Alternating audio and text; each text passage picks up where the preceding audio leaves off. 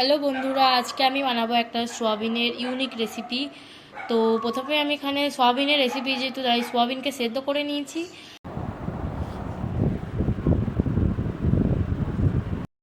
এইখানে পেঁয়াজকে ছোটো ছোটোভাবে কেটে নিয়েছি, আর এই যে টমেটো, এগুলোকে পেস্ট করব।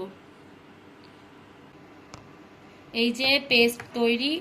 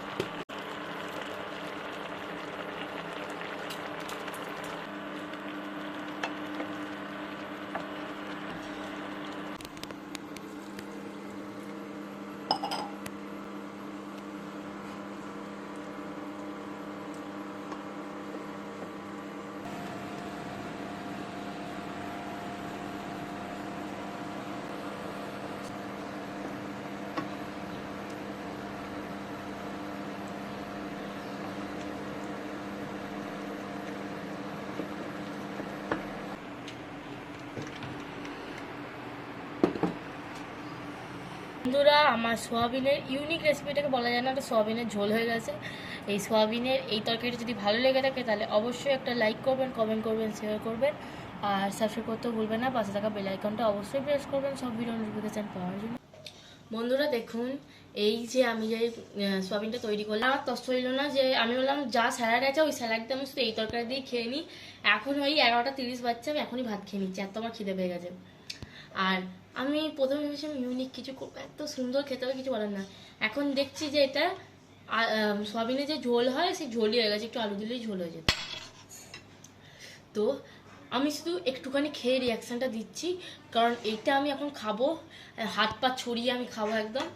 এখন শুধু একটু রিয়াকশানটা দিইনি, কেমন হয়েছে তা খাওয়াবো, একটু খেয়ে বলি কেমন হয়েছে।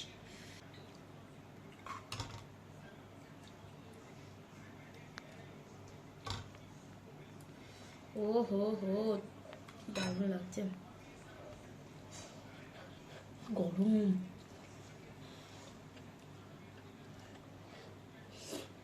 হুম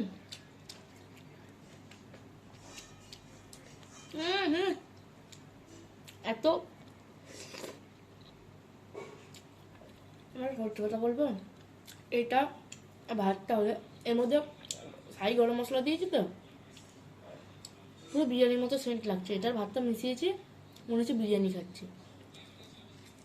আমাকে এটা দিলাম, আর চাই না, আমি কিছু চাই না।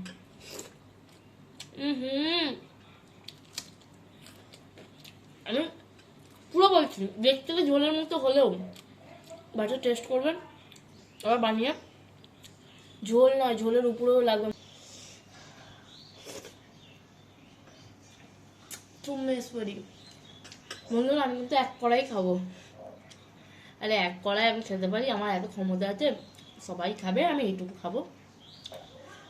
আর আমি নিজে বানিয়েছি বলে বলছি না যে এত সুন্দর হয়েছে, সত্যি বলছি বিরিয়ানির মতো পুরো লাগছে খেতে। কারণ এর মধ্যে বললাম শাহি গরম মশলা দিয়েছি। আপনার বাড়িতে কিন্তু সবাই ট্রাই করবেন আর খেয়ে বলবেন কেমন হয়েছে। আমি খাই এখন।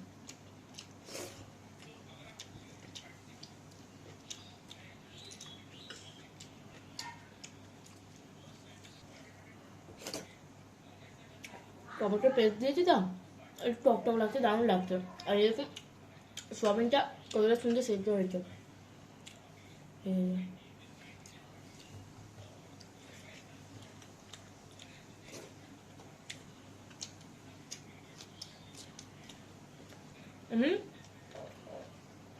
এরকম ভাবে প্রতিদিন যদি আমাকে এটা দেওয়া হয়, প্রতিদিন খাবো। বন্ধুরা বাই বাই, আমি খাই এখন।